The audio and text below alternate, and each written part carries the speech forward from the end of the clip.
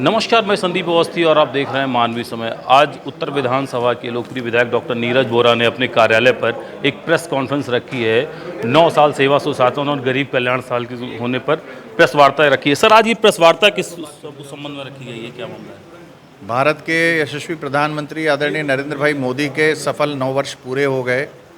सेवा सुशासन और 9 साल बेमिसाल के अंतर्गत पूरे देश के अंदर सभी सीटों पर वहाँ के जनप्रतिनिधि इसी प्रकार की प्रेस वार्ता कर रहे हैं।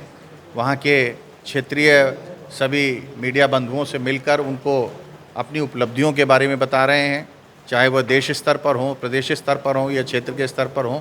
उसी क्रम में आज लखनऊ उत्तर विधानसभा में हम आपसे भेंट कर रहे हैं। उत्तर विधानसभा क्षेत्र में आप पूरी तरीके से लागू किए हैं, ये देखा जा रहा है और काफी हद तक आपने उसका प्रयास किया है कार्य करने का। कोई एक नई योजना आई हो तो आप बताएं। वैसे तो हम लोग देख ही रहे हैं, आप काफी उत्तर विधानसभा क्षेत्र में काफी कार्य कर रहे हैं और काफी जल निकासी की व्यवस्था हो या बिजली की हो, हर उस पर कार्य आपने यहाँ उत्तर विधानसभा क्षेत्र में किया है। हम लोग जानना चाहते हैं कि और क्या कोई नई योजना है जनता के लिए। मैं सबसे पहले तो सभी आए हुए मीडिया बंधुओं को बहुत बहुत धन्यवाद देता हूँ और कि वे आप यहाँ पर उपस्थित हुए और सदैव आपका हमको योगदान प्राप्त होता रहा है।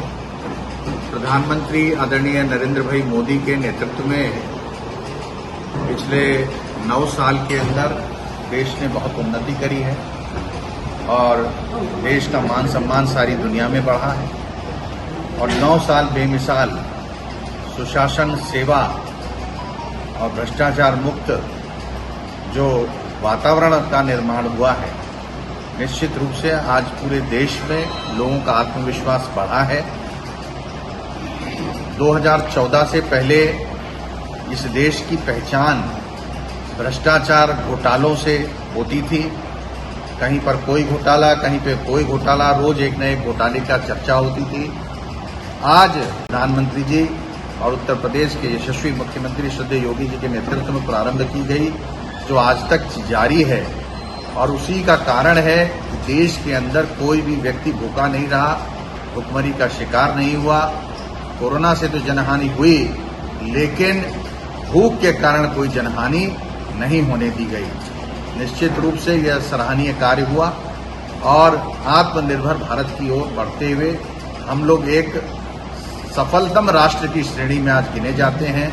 विकासशील देश की श्रेणी में जो आते थे, आज जब भारत की अर्थव्यवस्था दुनिया की 5वीं अर्थव्यवस्था बन चुकी है, जहां पर हमने ब्रिटेन को पछाड़ दिया है, यूके को पछाड़ दिया है, जिन्होंने 200 साल तक हमारे देश पर राज्य किया है। आज हम आम भारतीय को इस बात की प्रसन्नता होती है कि जिन्होंने हमारे देश को गुलाम बनाया था, आज उनकी अर्थव्यवस्था को हमने पछाड़ने का काम किया है। हम 5वीं अर्थव्यवस्था बन चुके हैं और बहुत जल्दी हम लोग अगले पायदान पर पहुंचेंगे। दुनिया में आज सराहना हो रही है। आज के समाचार पत्रों में, आपके भी समाचार में ये था कि 21 तारीख को माननीय प्रधानमंत्री जी इस बार अमेरिका पहुंचेंगे और अमेरिका में पूरे अमेरिका को सजाने का काम, अमेरिका को में भारत के नेतृत्व आ रहा है। लगभग हमने 25 जिम लगवाने का कार्यक्रम संपादित किया अपनी विधानसभा में, जिससे कि जो लोग पार्क का प्रयोग करते हैं उनको जिम की सुविधा भी मिले। और ड्रेनेज को लेकर भी हमने बड़ा काम किया है, क्योंकि हम जानकीपुरम में जल भराव की समस्या भी होती थी। वहाँ पिछले कार्यकाल में भी हम लोगों ने पंप लगवाए थे, लेकिन यह पिछली बार महसूस हुआ कि बड़ा और विस्तार करने की आवश्यकता है, तो 5 करोड़ रुपए की लागत से वहाँ का पंप हाउस में विस्तार किया गया है और पंप बढ़ाए गए हैं। प्रयास ये है कि अगर जल वृष्टि होती है, पानी बरसता है, तो तत्काल हम घंटे भर, आधे घंटे के अंदर नोटिस पे ही हम वहाँ पे जल भराव की समस्या से लोगों को निजात दिला दें। वह कार्य भी हो रहा है। बड़े पैमाने पर जानकीपुरम के अंदर भी हम लोगों ने एक पेयजल योजना के माध्यम से वहाँ पर लोगों के घर में जहाँ पानी का कनेक्शन नहीं था उसको दिलाने का काम किया, सड़कों का जाल बिछाने का काम किया। हमारे कार्यकाल में 3 बिजली घर प्रारंभ किए गए। एक दाऊद नगर का बिजली घर अभी हाल ही में उसका शुभारंभ हुआ है और एक बहुत शीघ्र ही हम लोग खन्ना मील के पास डालीगंज में ITI का निर्माण प्रारंभ करने वाले हैं। ऐसे तो एक ITI अलीगंज में है, लेकिन एक और ITI माननीय मुख्यमंत्री महोदय ने स्वीकृत की है, जिसके माध्यम से हम लोग उसको भी करेंगे। उन लोगों का प्रयास है कि सरकारी विद्यालयों में सुविधाओं का जो अभाव है उनको भी ठीक किया जा सके। और मुझे बताते हुए हर्ष है कि उत्तर प्रदेश की सरकार है जिसने जब स्कूलों की सुध ली, शिक्षा व्यवस्था की सुध ली, तो आज हम कह सकते हैं कि 2017 से पहले जो सरकारी स्कूलों में एडमिशन थे और जो आज हैं वो 2 गुने से भी ज्यादा हो चुके हैं। बच्चे वहां आना पसंद करते हैं। उनको स्कूल यूनिफॉर्म, भोजन की व्यवस्था, स्टेशनरी की व्यवस्था, बैग की व्यवस्था, जूते मोजे स्वेटर की व्यवस्था सब सरकार के द्वारा सुलभ कराया जा रहा है। इसलिए विद्यालय भी हमारे प्रगति कर रहे हैं। और इसी क्रम में हमने नेताजी सुभाष चंद्र बोस महिला डिग्री कॉलेज में भी एक PG ब्लॉक का भी निर्माण कराया। अभी हाल में ही हमने इस वर्ष में भी एक वहां पर पैसा सैंक्शन कराया है, जिससे वहां का एक बहुउद्देशीय एयर कंडीशनड हॉल उनका तैयार हो जाए, जहां पे बच्चों के कार्यक्रम हो सके। वो भी व्यवस्था वहां पर हो रही है। तो शिक्षा है, स्वास्थ्य है, हर दृष्टि से। अब हमारे यहाँ अस्पताल एक ठाकुरगंज हॉस्पिटल है 100 बेडेड, TB हॉस्पिटल के नाम से जाना जाता है। एक अलीगंज का हॉस्पिटल है। दोनों जगह पर हम लोगों ने ऑक्सीजन के प्लांट लगवाए, डिस्पेंसरीज हमने खुलवाई, डिस्पेंसरीज की सुविधाओं को बढ़ाने का काम किया। स्वास्थ्य, शिक्षा, बेसिक मूलभूत सुविधाएं सभी पर हमने काम किया है। और जो काम रह गया वो काम शीघ्र पूरा होगा। उसमें सबसे बड़ा तोहफा जो उत्तर प्रदेश के समाज की अंतिम पायदान पर, सीढ़ी पर जो खड़ा हुआ व्यक्ति है, जब हम उसे समृद्ध कर देंगे तभी हम अपने इस कार्यक्रम को सफल मानेंगे, इस देश को समृद्ध मानेंगे। आज उसी राह पर चल रहे हैं। और निश्चित रूप से प्रधानमंत्री जी का अगर यह कथन है कि हवाई चप्पल पहनने वाला जब हवाई जहाज से यात्रा करेगा तो हम समझेंगे कि हम अपने राष्ट्र के लिए पूरा कार्य संपादित कर सके।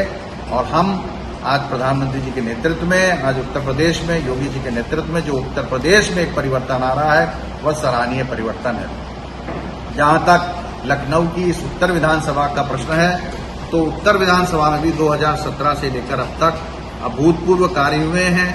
जल की व्यवस्था हो, सीवर की व्यवस्था हो, नाली की व्यवस्था हो, सड़क की व्यवस्था हो, जितने भी मूलभूत आवश्यकताएं हैं उन फ्रंट्स के ऊपर हम लोगों ने काम किया है और एक अच्छा वातावरण का निर्माण किया है।